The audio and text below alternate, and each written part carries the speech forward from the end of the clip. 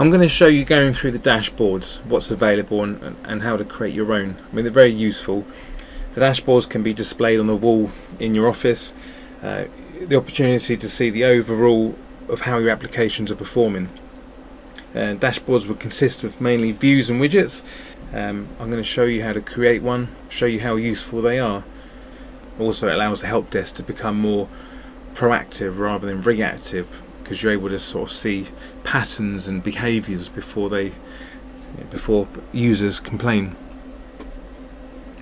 So log into your vRealize environment and then head over to the dashboard. There are some predefined ones here, so if you just tick the box saying dashboards and go through what we have. Got some on the left here, so VMware configuration. These are the predefined ones. There's a breakdown of, say, operating systems, what tools are installed. VMware utilization is always a good one. Dashboards are mainly configured with object lists and widgets. This is a good example here of an object list and the relationship that maps over to the objects, to the widgets on the right here. So if you want to create a new one, let's click on Actions and Create Dashboard. You're given this blank canvas where you can drag and drop defined options here. So there's plenty to choose from.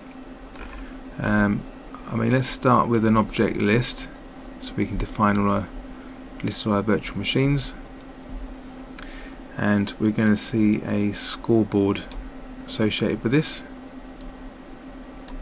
So it's going to be blank now because there's no relationship. So what we can do here is show interaction, and we want to drag this target, this initiator, sorry, over to the target. So just think of it as an arrow hitting the target. So we should have linked these two together now. So let's have a look. If I click on vRealize Manager, we should see all our dashboard, scoreboard in this widget here.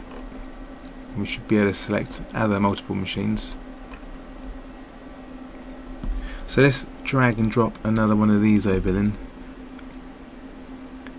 Let's do, say, the metrics chart. We can resize these, so I'm just going to drag mine over to here. And again, we need to create this interaction with it. So from the object list down to the target, and then we can hide this, and we should see some metric data in there. Let's add the object relationship here. This is always useful to see how things sort of tie together. So I'm just going to drag this down here, and again we need to set up that interaction between the two. So over to the target, hide, and then we should see how the object, yeah, here we go. So the hierarchy structure of how this sits at the data store, what host this is sitting on, for example.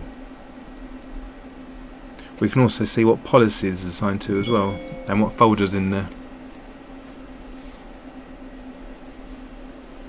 Right, if we look at the vSAN data store, we can see everything which is assigned to this as well. Look, so all the virtual machines that is currently sat inside that data store.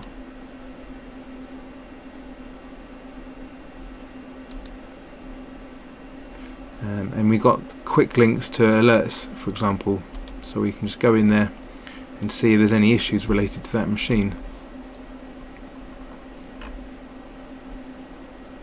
So once you're happy with it, just give it a meaningful name. So if I just put so I just call this Blue Wire Environment, and then we can just save that, and it should appear as one of our dashboard quick links. We can set this to open up straight away, so when we do open up vRealize, we can just set this as a default landing page. The other great thing about the dashboards in vRealize 8 is that we're able to share them with other members of the team. So just click up on this link here, and then we've got the option to send someone a URL, an email, or even embed this into a website. So let's just copy this link to the dashboard that we created. Say, for example, we sent that on, but we can just test that here. So let's paste that, and we should just get a page only to that dashboard and no other access anywhere else, which is great. So, which means you can now create multiple dashboards for different areas, different groups, different clusters that will affect, or at least involve different members of the team, and then you can send them customized dashboards that suit their needs. So let's drill down into these, and you can see they're still interactive, so we can still see the relationship changes. In fact, that machine's off, so we've got no metric data for this. So let's check another object. External data stores is always a good one, so let's have a look at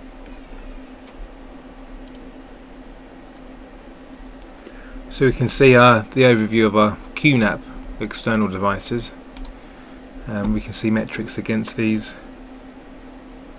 So yeah, have a little play around. Any questions, let me know. Yeah, I wanted to bring you to here.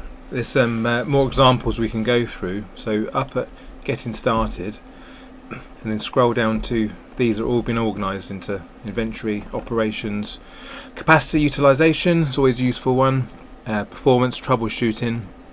Again, it'll help you go through the workflows to help what are you trying to diagnose. So, but anyway, I think the secret to this is to keep things simple. Remove objects you don't need, because it's so easy to be overloaded with alerting and reports that is easy to gloss over. So just try to keep the information that's important to you, so you're going to be more proactive on issues when they arise. So other than that, yeah, so I hope that was useful, and I'll see you in the next video.